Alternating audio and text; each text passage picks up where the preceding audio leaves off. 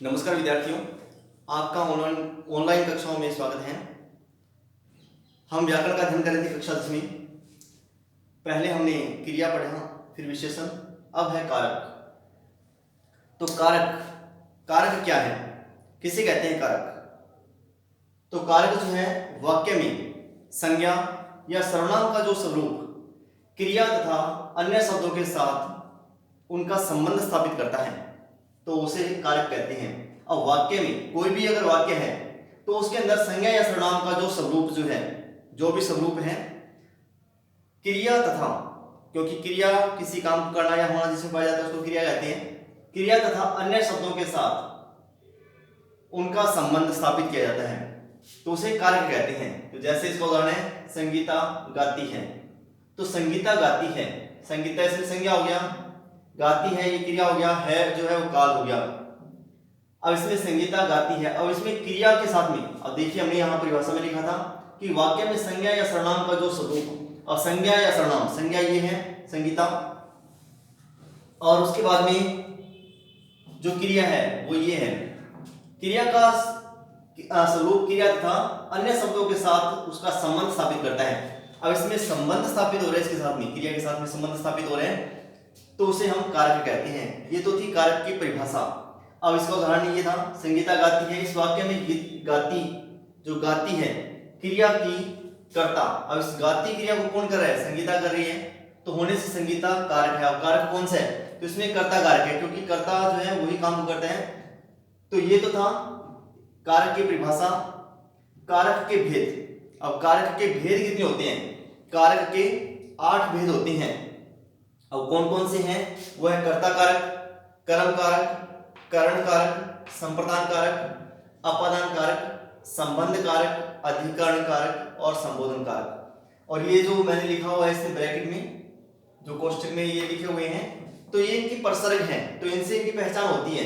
कर्ता ने, अब इसका जो चिन्ह है वो विभक्ति चिन्ह कह सकते हैं, ने है। कर्म, कर्म का विभक्ति चिन्ह को है करण, से या द्वारा। संप्रदान के लिए अपादान, से पृथक, अब इसमें भी देखिए आप, से यहां भी आया हुआ है और यहां भी आया हुआ है। अब ये तो किसी के द्वारा किया जा रहा है, जैसे मैं राम के द्वारा रावण को मारा गया, या राम ने तीर से, बाण से रावण को मारा, तो इसमें जो से है, बाण जो है वो से आ रहा है इसमें, तो जिसके द्वारा वो काम पूर्ण हो रहा है। कलम से लिखा, अब कलम से लिखा, अब पेन से लिखा, अब मेरे पास में ये मार्कर है, मैं इससे लिखता हूं, कलम से लिखता हूं, तो कलम से लिखा, तो से इसमें आ रहा है, कलम से लिखा, उसके द्वारा, इस कलम के द्वारा कार्य पूर्ण हो रहा है, तो ये से द्वारा किया गया। अब अपादान से पृथक, अब ये पृथक के लिए क्यों आ रहा है, जैसे कि मैंने इसको खोला पेन से, इस पेन से इस ढक्कन को अलग किया, इसको अलग किया, अब इसमें भी से आ रहा है, पेन से, अब ये से अलग हो रही है, तो ये पेड़ से पत्ता गिरा, तो ये सारे क्या आ रहे हैं इसमें, अपादान कारक में आ रहे हैं, पृथक होने के अर्थ में आ रहे हैं। तो संबंध, संबंध मतलब किसी का, के की, तुम्हारा, उसका, उसकी, उसके, तुम्हारा, तुम्हारे, तुम्हारी, तो ये जो है वो संबंध बता रहे हैं अभी संज्ञा या सर्वनाम के साथ में।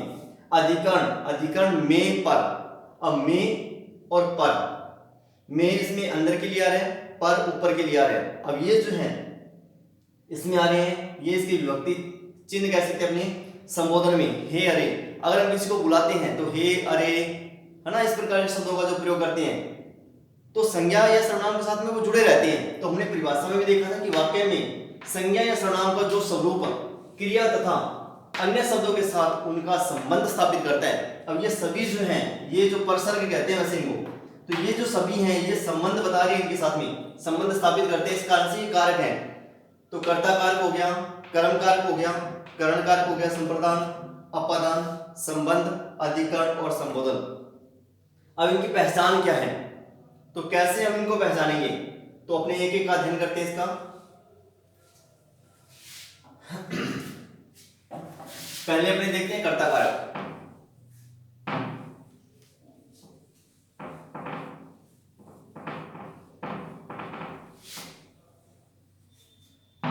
अब इसका जो विभक्ति चिन्ह है वो था ने, अब कर्ता के साथ में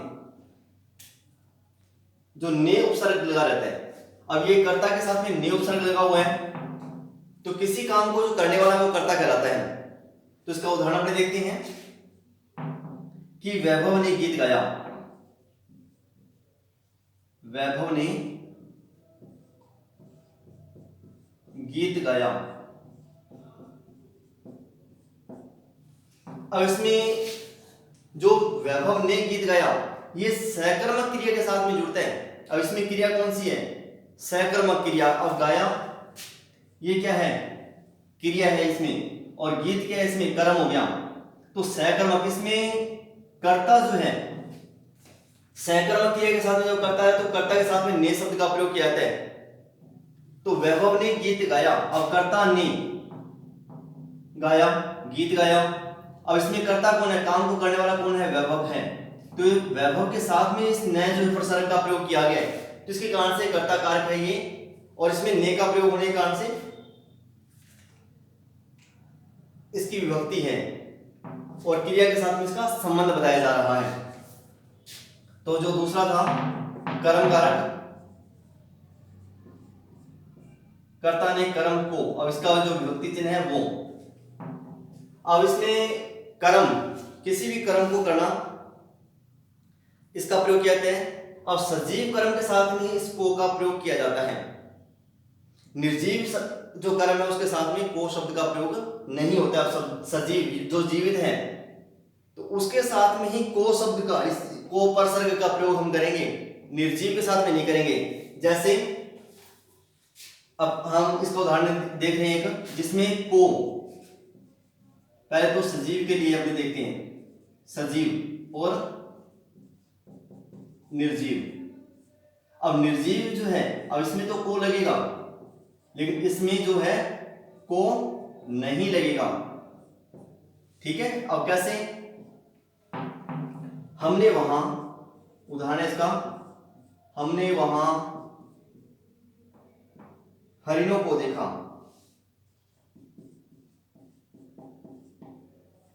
हरिणों को देखा। अब इसमें ये सजीव है, जो हिरण है इसमें कर्म है। इसमें हमने वहां क्या देखा? हिरणों को देखा। या किसको देखा? हिरणों को देखा। तो हिरणों को, ये सजीव है, हिरण यहाँ पे ये सजीव है, तो इसके कारण से इसके साथ में जो को है उसका प्रयोग किया गया है। तो निर्जीव में अपने इसका उदाहरण देखते हैं। निर्जीव में वह खाना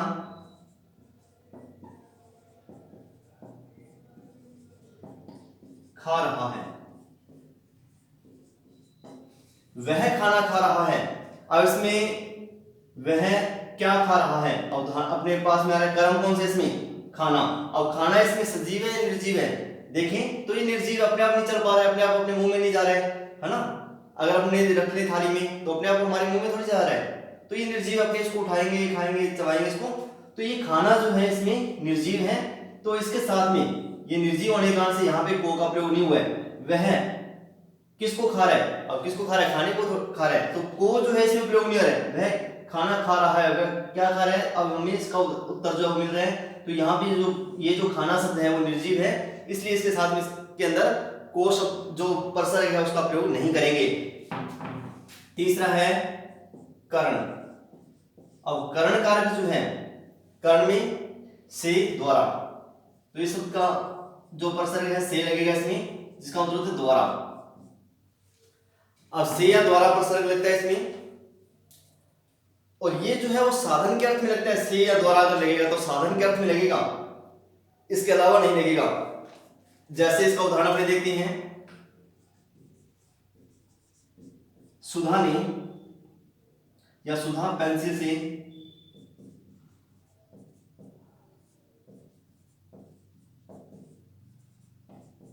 चित्र बनाती है।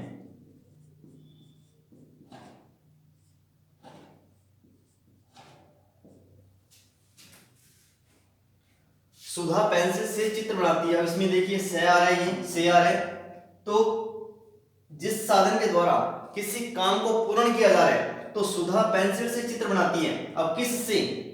तो पेंसिल से। तो ये पेंसिल के साथ में इस से का प्रयोग किया गया, यानी कि साधन है ये हमारे पास में। तो इस साधन के बिना ये पूर्ण नहीं हो सकता। तो साधन के लिए से का प्रयोग किया जाता है, जिसके द्वारा कोई क्रिया जो पूर्ण हो रही है। ये चित्र बनाना जो है, चित्र जो है वो किसके द्वारा पूर्ण हो रहा है? पेंसिल के द्वारा हो रहा है। तो इसमें कर्ण कारक पेंसिल है, और इसका मतलब जो से है जिसके द्वारा, अब ये द्वारा जो हमने लिखा था, तो से का मतलब यहाँ पे द्वारा से है, सुधा पेंसिल द्वारा। अब से की जगह अपने द्वारा भी प्रयोग कर सकते हैं, तो से या द्वारा। अब इसके द्वारा, पेंसिल के द्वारा ये चित्र बनाया जा रहा है। पेंसिल अगर नहीं है तो ये चित्र कैसे बनेगा? तो कुछ पेन या किसी अन्य का प्रयोग होना चाहिए, तो फिर भी उसमें से या द्वारा का ही प्रयोग होगा, क्योंकि ये साधन है जिसके द्वारा ये क्रिया पूर्ण हो रही है। ये था कर्ण कारक। आगे हम देखते हैं चौथा जो है संप्रदान कारक।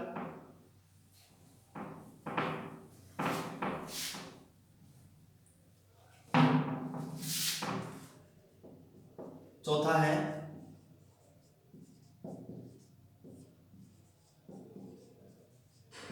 संप्रदान कारक। इसका जो विभक्ति चिन्ह था के लिए, अब के लिए, अब इसका जो प्रयोग है किसी प्रयोजन या उद्देश्य के लिए इसका प्रयोग किया जाता है संप्रदान कारक का, जिसमें के लिए विभक्ति चिन्ह लगा रहता है। तो किसी प्रयोजन या उद्देश्य के लिए इस के लिए शब्द का प्रयोग किया जाता है। जैसे इसका उदाहरण अपने देखते हैं, पिताजी ने मेरे लिए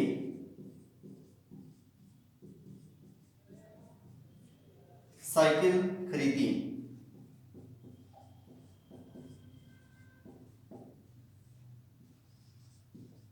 पिताजी ने मेरे लिए साइकिल खरीदी। अब इसमें लिए शब्द का प्रयोग आ रहा है, मेरे लिए या के लिए, कि पिताजी ने मेरे लिए साइकिल खरीदी। अब इसमें कोई प्रयोजन है, ठीक है ना, या उद्देश्य है इसमें। अब किसके लिए खरीदी जा रही है? तो मेरे लिए। अब इसमें प्रयोजन या कोई उद्देश्य निहित रहता है, तो वहां पे के लिए शब्द का प्रयोग किया जाता है। तो एक उदाहरण और भी इसमें, कि वह व्यापार के लिए, वह व्यापार के लिए विदेश गया।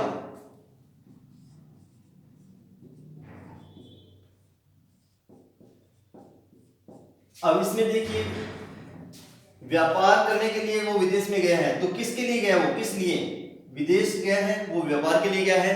तो उसका उद्देश्य क्या है? प्रयोजन क्या है? व्यापार करना है। तो उसके लिए, वो प्रयोजन के लिए वो वहां गया विदेश, तो के लिए जो इसमें संप्रदान कारक हो जाएगा। अगला जो पांचवा था आपने इसमें अपादान कारक।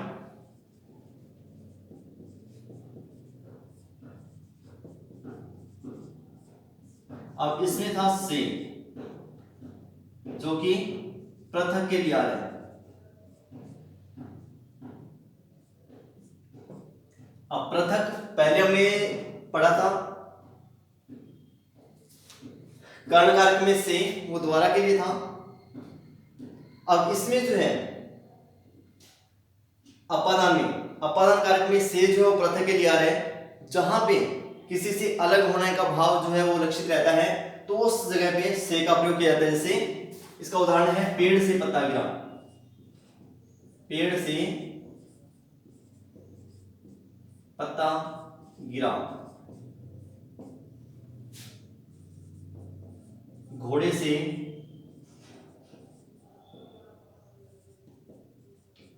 बालक गिरा। अब इसमें देखिए कि पेड़ से पत्ता गिरा। अब पेड़ से पत्ता अलग हो रहा है, पृथक हो रहा है। ये पेड़ के साथ में था, पहले टहनी के साथ में था, लेकिन बाद में ये अलग हो रहा है। तो इससे का अर्थ इसमें अलग होने से है, पृथक होने से है, जुदाई होने से है इसमें। और घोड़े से बालक गिरा, घोड़े के ऊपर बालक बैठा हुआ था, तो वह उससे पृथक हो रहा है, अलग हो रहा है। तो इसके कारण से यहाँ पे जो घोड़ा है, घोड़े से ये पृथक हो रहा है, बालक जो है। तो से का प्रयोग यहाँ पे अपादान कारक के अंतर्गत पृथक होने से हम लगा रहे हैं। तो ये था अपादान कारक। इसके बाद में संबंध कारक, जो कि आगे है छठा।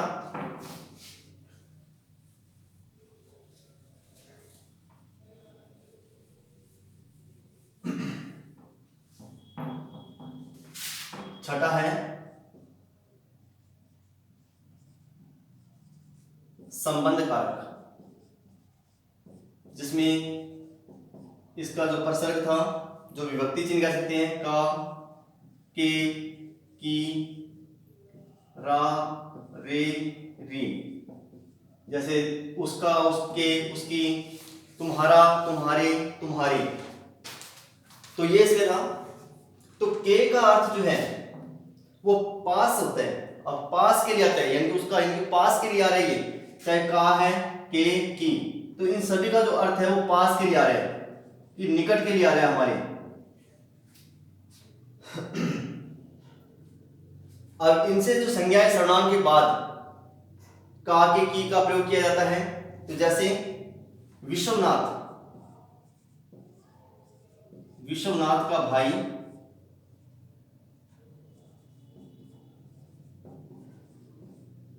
नेता है। अब इसमें विश्वनाथ, अब ये का जो शब्द है वो संबंध बता रहा है इसमें। अब इसका भाई, विश्वनाथ का भाई, अब इसमें भाई से निकटता बता रहा है इसकी, यानी कि ये जो व्यक्ति, जो नेता है, वो उससे संबंध क्या है, निकटता क्या है, वो उसका भाई है, उसका संबंध बताया जा रहा है। तो यहाँ पे ये का जो शब्द है वो संबंध के लिए आ रहा है, तो का जो शब्द है वो संबंध कारक में परसर्ग है, तो जो कि पास के लिए बता रहा है, उसका अर्थ जो है वो पास के लिए आ रहा है। फिर सातवां है अधिकरण, अधिकरण कारक।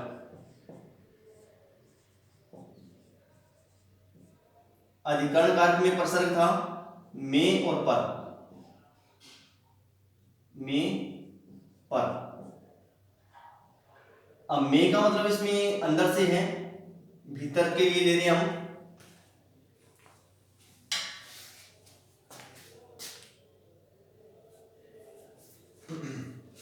अब इसमें अधिकरण, अधिकरण किसी चीज का आधार जो है, कि उसका आधार क्या है, अधिकरण का मतलब इसे आधार से संबंधित भी है। तो में पर, यानी कि वो अंदर भी हो सकता है और बाहर, पर मतलब ऊपर भी हो सकता है।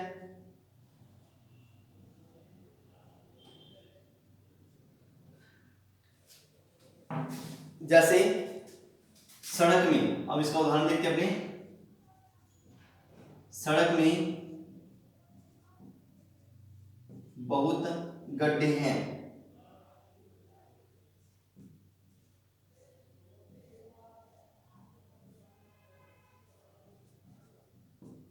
अब इसमें सड़क में, और ये में जो शब्द आ रहा है, सड़क में बहुत गड्ढे हैं।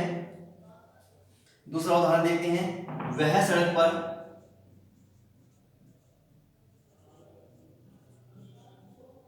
दौड़ रहा है।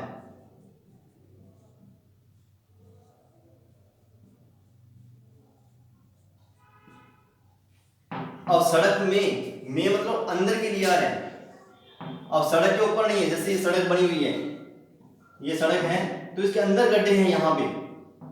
अब इसके ऊपर नहीं है, यहाँ नहीं है, अंदर है इसके, सड़क पे, सड़क के अंदर गड्ढे हैं, सड़क में बहुत गड्ढे हैं। तो सड़क में अधिकरण कारक इसमें में और पर के लिए आ रहा है, वह सड़क पर दौड़ता है। अब सड़क में कैसे दौड़ेगा, अगर आपने देखें सड़क, वह सड़क में दौड़ता है, तो ये नहीं आएगा, में मतलब अंदर, तो सड़क के अंदर कैसे दौड़ सकता है वो, तो इसके लिए पर का, पर मतलब ऊपर के लिए, में अंदर के लिए, तो ये जो में है वो अंदर के लिए प्रयोग हो रहा है, अंदर या भीतर। जो पर है वो ऊपर के लिए प्रयोग हो रहा है इसमें। तो इसमें में और पर जो है परसर्ग का प्रयोग किया जाता है अधिकरण कारक में। इसके बाद में आठवां जो है, जो अंतिम इसमें कारक है, वो है संबोधन कारक।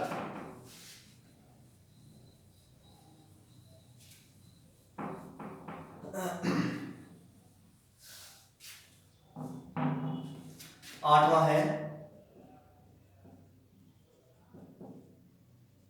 संबोधन कारक। अब इसमें हे, अरे, हे, अरे, इन शब्दों का इसमें प्रयोग किया जाता है। अब इसमें जातिवाचक बहुवचन जो है, तो संज्ञाओं में ओ, अब एकवचन में तो हे या अरे का प्रयोग करेंगे हम, लेकिन अगर जातिवाचक बहुवचन अगर आ जाता है, जैसे अरे बालक,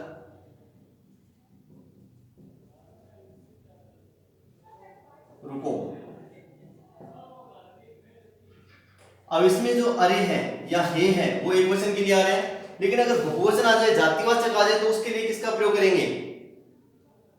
तो उसके लिए ओ तथा यो जो है वो विभक्ति चिन्ह लगते हैं। इसमें जो संज्ञाएं हैं उसमें ओ अगर बहुवचन है,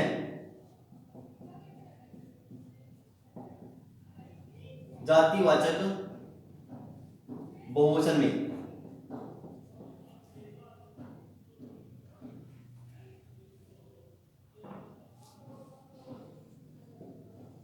जो संज्ञाएं हैं उनमें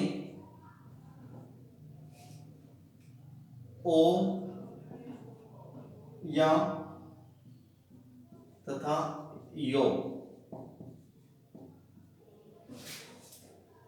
विभक्ति चिन्ह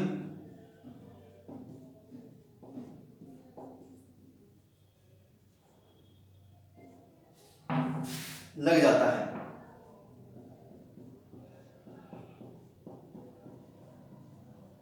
जैसे अब ये तो था एक वचन के लिए, लेकिन अगर बहुवचन अगर आ जाता है, बहुवचन संज्ञाओं में अगर बहुवचन है संज्ञा, तो उसमें ओ तथा यो विभक्ति चिन्ह लग जाएगा। जैसे मित्र है, अब मित्र जो है जातिवाचक है, भाई है, तो भाई जो है ये भी जातिवाचक में आ रहा है और बहुवचन में अब इसको बनाएंगे तो मित्रों, मित्रों बन जाएगा ये, और भाई जो है वो भाइयों,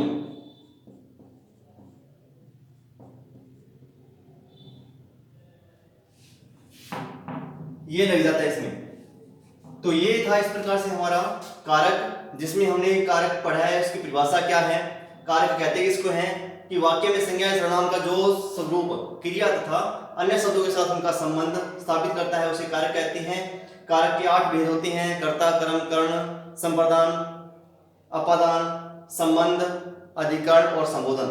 तो इस प्रकार से 8 हो गए। तो 8 के हमने विभक्ति चिन्ह भी पढ़े हैं, उनकी जो परिभाषा है वो क्या है और उनके जो उदाहरण है तो उनके बारे में हमने अध्ययन किया है। आशा है आपको ये अच्छे से समझ में आया होगा। धन्यवाद।